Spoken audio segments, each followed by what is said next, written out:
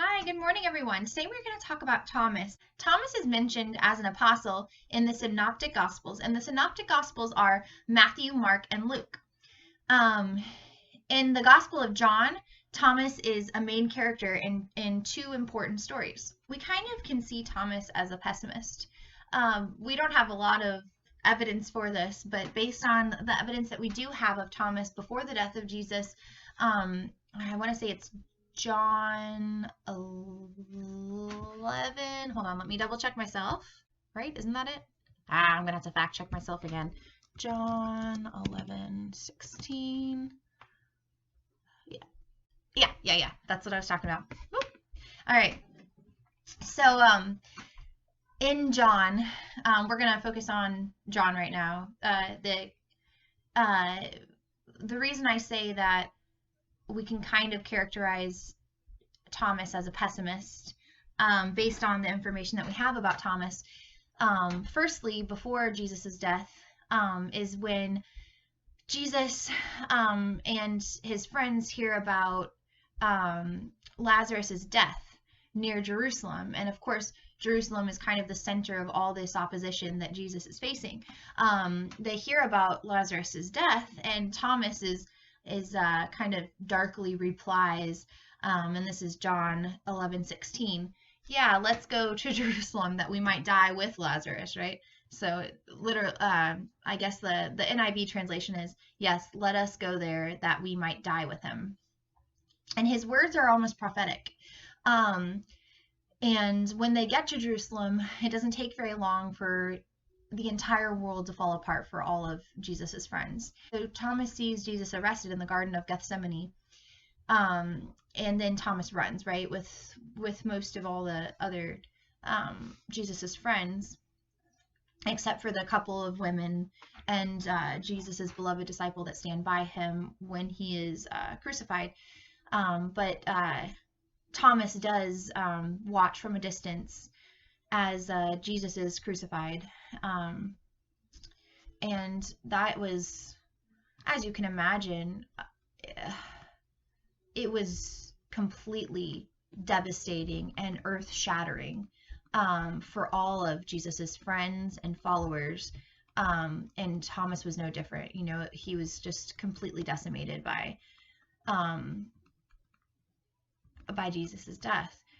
Jesus appears to the disciples on Sunday, and we can infer that Thomas is so disillusioned and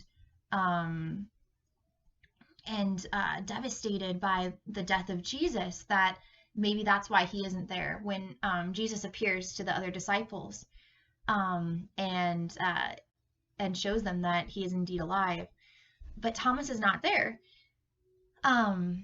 And so Monday morning, they go looking for Thomas, and they tell him, hey, Thomas, dude, we were in that upper room where we've been meeting, you know, and the doors, we locked them because we were scared. And all of a sudden, Jesus appeared out of nowhere, man, and it was insane.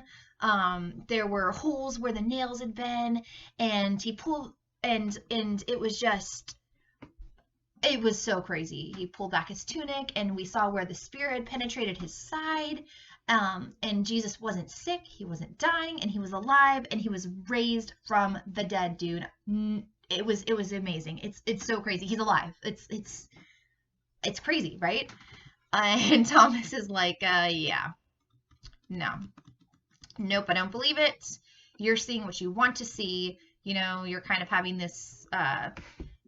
You're being delusional right now. Like, I saw Jesus die. A part of me died with him, and Jesus is dead, and you need to accept that. Give it up, all right? And Peter's like, dude, Thomas, no, I saw it. I'm telling you, it was as real as you and me. And Thomas is like, no, unless I see the nail marks in his hands, and I put my hand into his side, I will not believe it. By the next Sunday, we see Thomas is back in the locked room with the disciples and friends of Jesus eating, and suddenly Jesus comes again, and he speaks to them, Shalom, peace be with you, Shalom. And you can imagine how Thomas must have felt. I mean, all the blood must have just drained from Thomas's face. And Jesus turns and speaks to him. And I can kind of imagine this with a bit of sarcasm, like, hey, Thomas, put your finger here. You see my hands? See these? You know, like, you said you wouldn't believe unless you put your finger here. Here you go. Here's your chance. And he holds out his scarred hands for Thomas to examine. And Thomas recoils, not because he's afraid, but because he is amazed. Completely amazed. And Jesus opens his garment and says, hey, reach out your hand, put it in my side. He's like, hey, Thomas, I'm here. Stop doubting. Believe. Thomas begins to weep and sob and weep out loud. And Jesus reaches out and puts a hand on his shoulder. And Thomas slips to his knees and says in awe, my Lord, my God, my Lord, my God. And we talked about, the Samaritan woman, and she was kind of the first apostle, the first person to be like, you are God. And Thomas utters a very similar confession, my Lord, my God. He doesn't stay a doubter, clearly. All of the teaching that Jesus had taught over the years clicks right in. And to his death, Thomas spreads the love of God all around, from ancient Babylon, near the Tigris and Euphrates rivers, where Iraq is today, to Persia, which is present-day Iran, and preaching the good news of Jesus throughout India. And so Thomas, who fervently proclaimed his unbelief, carried the message of God's love and forgiveness to the ends of the earth in his generation. What does this example of Thomas the doubter say to us? And is it fair that poor Thomas is dubbed the doubter because he was completely devastated and didn't see Jesus and didn't believe until he saw Jesus, when all this other amazing stuff Thomas did after his death, just after his belief, he did all this amazing stuff to spread God's love, but he's, poor guy, still known as the doubter, right?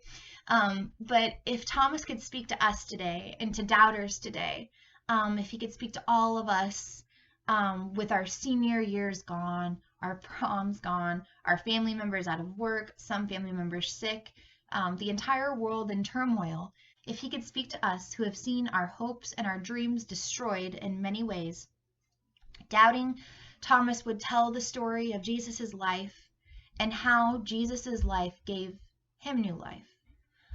He would tell us of his fears and his doubts, just like we have, and then with a radiant and joyful face, St. Thomas, apostle to India, would recount his joy at seeing and knowing the risen Jesus himself.